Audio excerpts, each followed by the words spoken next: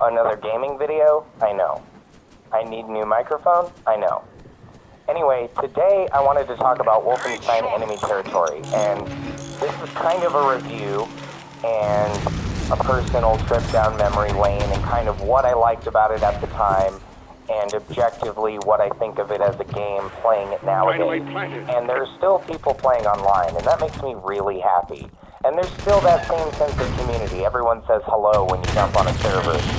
Everyone says hello when they jump on the server. People chat about random things. Now, people who know me personally will know that Wolfenstein is one of my favorite series of all time. And a close second to Metal Gear. It's my favorite series of all time. And interestingly enough, Wolfenstein Enemy Territory is my favorite game in the series.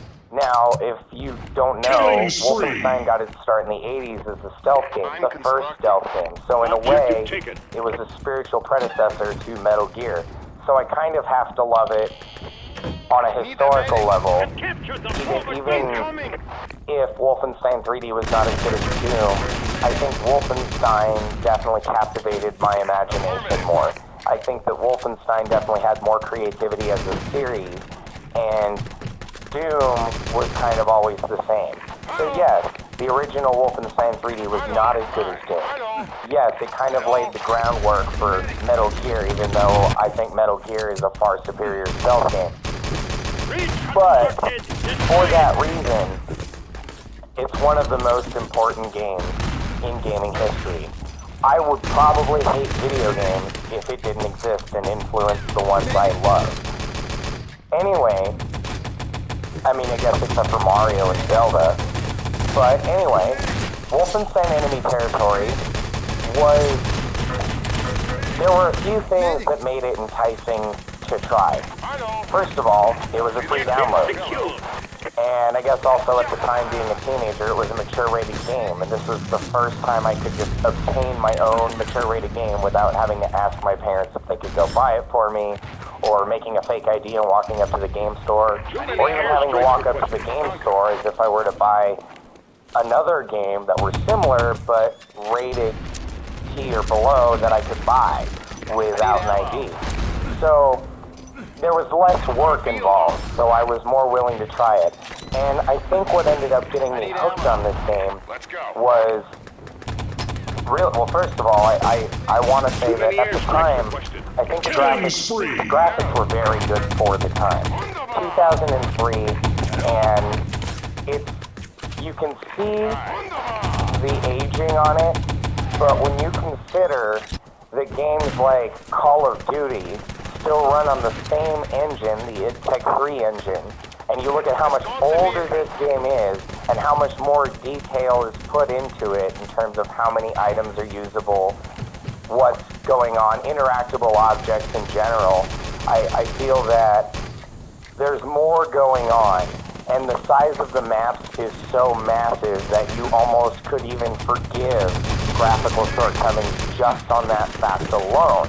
Having battles of 32 to 64 players was insane. And people still play this online because I think that's still insane for most people. And this was a good alternative to Battlefield, speaking of, because it was free instead of costing money. And I think what made it superior as a game was even though it didn't have vehicles, so yes, Battlefield gets the point on that one. There is last man standing mode, but I joined one of those games once and I haven't even seen one since that I can recall. And I don't think anyone liked that mode, because it was a lot like America's Army at the time. Boom, dead, out of the game. And that was really no fun when the other mode was unlimited lives, objective-based multiplayer. So, based on the map, you're given a scenario. You play as allies or Axis, and you're completing a set of objectives. Sometimes you'll be on the defending team, in which case you still have objectives to do. If, for example, the attacking team lights dynamite at a wall that you need to remain intact, your engineer has to disarm that dynamite. And engineers can also plant landmines. Covert ops can steal uniforms. Medics can heal people even after 0 hit points. You you just fall over, you're injured, unless you get shot again or just get blown to pieces, literally. There's, you can be healed by a medic. Everyone's class has a purpose. The field ops resupplies ammunition and can call in airstrikes. Covert ops can steal an enemy uniform and then go through enemy doors. Unlike anyone else on your team, they can use doors that only the enemy team is supposed to be able to use. And there's also an experience point system that actually changes the game a little bit. Your recharge time on your item use goes up. It's sort of like an RPG in that way, sort of like how you have mana. There's a charge time for your abilities, and your abilities are based on your class. So you can't just sit there and have landmine after landmine after landmine after landmine after landmine. You have supplies. You can only call in so many airstrikes with the field ops. And if it isn't for the cooperation of your team will lose. And interestingly enough, though, that since it changes by level, it always stays fresh. None of this mode stuff. It's like, no, you could have a similar objective, escort a vehicle, but what you're doing in addition to escorting that vehicle can completely change. You may have to launch a rocket from a submarine.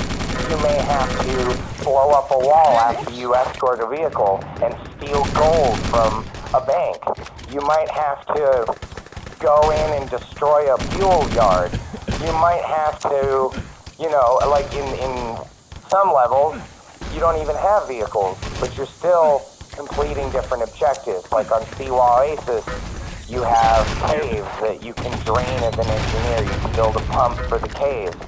You can destroy a wall so that your team can get through to the anti-tank guns that you need to destroy.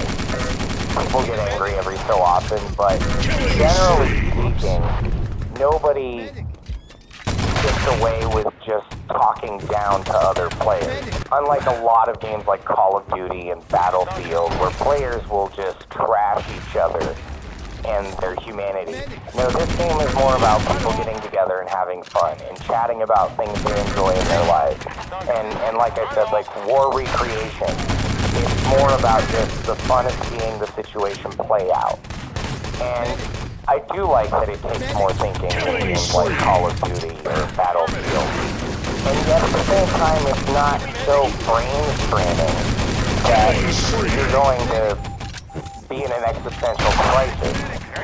So, and I love that, don't get me wrong, I love really cerebral storylines, philosophical elements, but what I like about this game is it's mental use, but it's all logic-based. It's like playing an RTS or a game of Risk. And I think my memories of this game may have rubbed off on my willingness and ability to play it nowadays.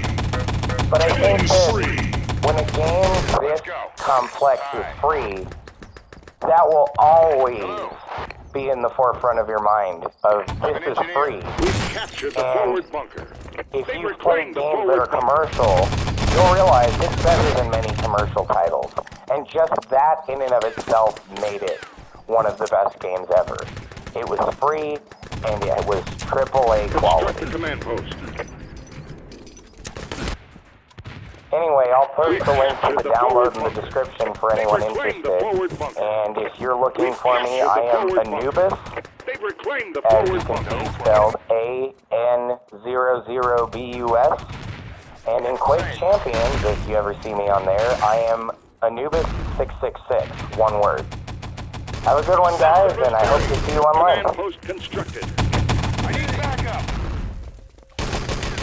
Affirmative.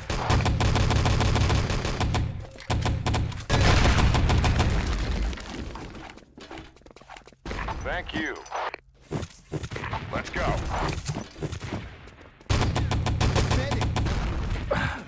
Let's go. Cover me! Covering fire! I'm a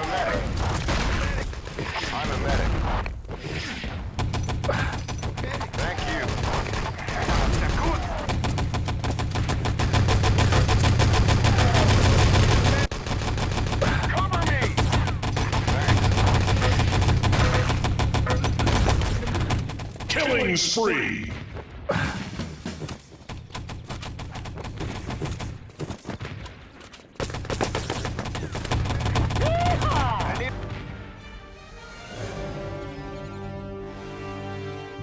The enemy is weakened.